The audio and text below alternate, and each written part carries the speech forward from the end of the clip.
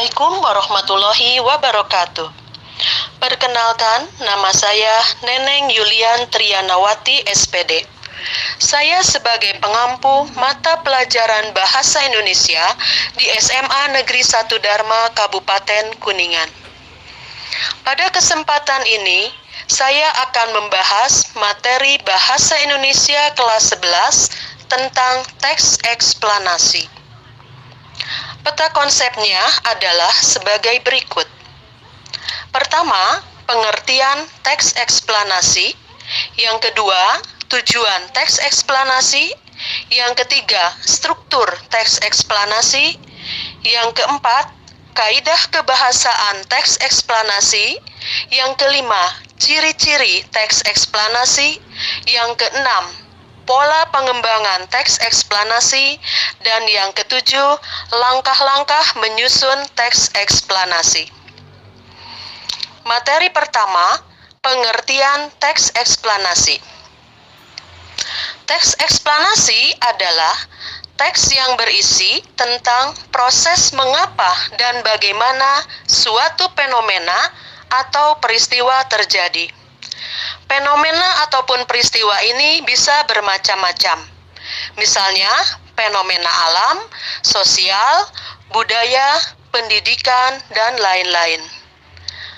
Contoh fenomena alam, misalnya gempa bumi, banjir, gerhana, dan lain-lain. Sedangkan contoh fenomena sosial, misalnya pengangguran, demonstrasi, dan lain-lain. Materi kedua adalah tujuan teks eksplanasi. Tujuan teks eksplanasi ada dua. Pertama, menjelaskan fenomena yang terjadi. Dalam hal ini dijelaskan bagaimana suatu fenomena ataupun suatu peristiwa terjadi secara kronologis atau secara sistematis. Yang kedua, menjelaskan hubungan kausalitas atau hubungan sebab akibat suatu peristiwa. Dijelaskan mengapa fenomena ataupun peristiwa tersebut terjadi. Materi yang ketiga adalah struktur teks eksplanasi. Struktur ataupun sistematika teks eksplanasi terdiri dari 3 bagian. Yang pertama adalah identifikasi fenomena. Bagian ini mengidentifikasi sesuatu yang akan dijelaskan atau berupa latar belakang peristiwa. Yang kedua adalah proses kejadian. Bagian ini memerinci proses kejadian yang relevan dengan fenomena yang dijelaskan, baik secara kronologis maupun secara kausalitas. Dan bagian yang ketiga adalah ulasan. Bagian ini berisi komentar atau penilaian tentang konsekuensi atas kejadian yang sudah dijelaskan. Materi berikutnya berkaitan dengan kaidah kebahasaan teks eksplanasi. Yang pertama, menggunakan konjungsi kausalitas dan kronologis. Jadi, dalam teks eksplanasi, ini banyak menggunakan konjungsi kausalitas. Misalnya, menggunakan kata sebab itu, karena, oleh sebab itu, oleh karena itu, dan lain-lain. Dan juga konjungsi kronologis. Misalnya, lalu, kemudian, setelah itu, dan lain-lain. Yang kedua, banyak menggunakan kata keterangan waktu. Yang ketiga, menggunakan kata ganti benda. Kata ganti benda di sini baik kata konkret maupun abstrak. Yang keempat, menggunakan kata kerja pasif. Kata kerja pasif antara lain ditandai dengan penggunaan imbuhan ter dan imbuhan di. Yang kelima, menggunakan kata-kata teknis. Maksudnya, kata-kata khusus ataupun kata-kata peristilahan yang digunakan sesuai dengan bidang yang dibahas. Dan yang keenam, menggunakan kata kerja tindakan atau kata kerja yang menyatakan suatu perbuatan. Materi berikutnya berkaitan dengan ciri-ciri teks eksplanasi.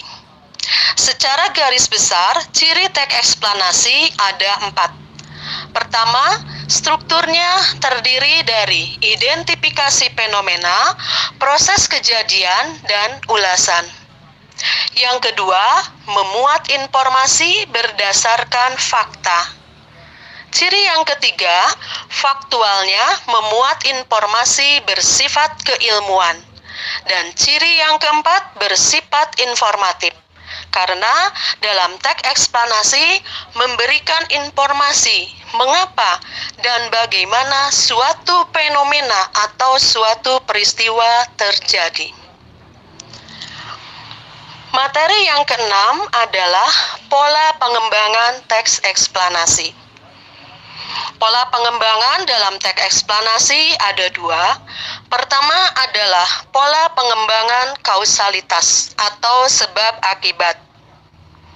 Dalam pola ini berarti dijelaskan mengapa suatu peristiwa terjadi, apa yang menjadi penyebabnya, dan apa yang menjadi akibatnya. Yang kedua adalah pola pengembangan proses. Berarti dijelaskan proses secara sistematis ataupun secara kronologis.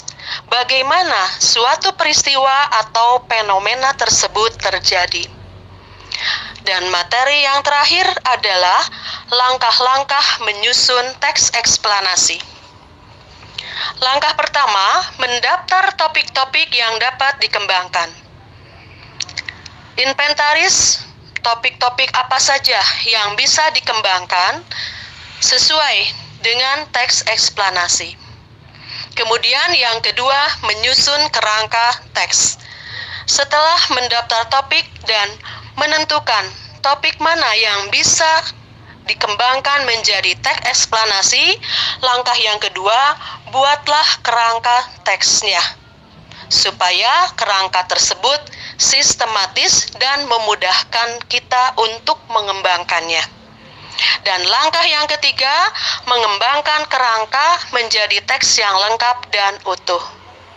Maka langkah yang ketiga, kembangkanlah, susunlah kerangka yang sudah dibuat tadi sehingga menjadi sebuah teks eksplanasi yang lengkap dan utuh. Demikian materi yang bisa sampaikan pada kesempatan kali ini. Mudah-mudahan bermanfaat. Sekian, terima kasih.